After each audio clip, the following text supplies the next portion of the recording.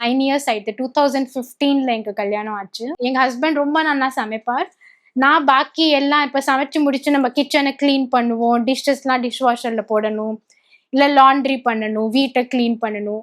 அதெல்லாம் நாங்க நார்மலா சேர்ந்து சேர்ந்து பண்ணுவோம். நெறைய ஆக்சுவலி நான் பண்ணுவேன். ஏன்னா எனக்கு ரொம்ப பிடிக்கும் வீட்ட கிளீனா வச்சுக்க. எனக்கு ரொம்ப பிடிக்கும் கிளீனிங்லாம் பண்ண அதெல்லாம். So we lead a very normal life. அவருக்கு வந்து அது மைண்ட்ல இருக்கவே இருக்காது. that இந்த பொண்ணுக்கு கை இல்ல. ஸோ நம்ம இது வித்தியாசமா ட்ரீட் அவர் அந்த ரீசன்னால என்ன கல்யாணமும் பண்ணிக்கல. ஏன்னா ஃபர்ஸ்ட் இதனால தான் பண்ணிக்கிறதே இல்ல.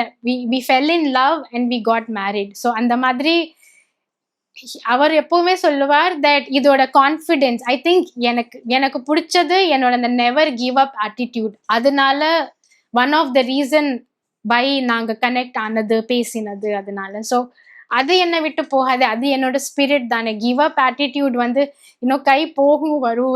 வி கேன் பை புது ஹேண்ட்ஸ். பட் நம்மளோட ஆட்டிடியூட் இஸ் அவர்ஸ். அது யாருமே அதை நம்மள்ட்ட இருந்து எடுத்துக்க முடியாது.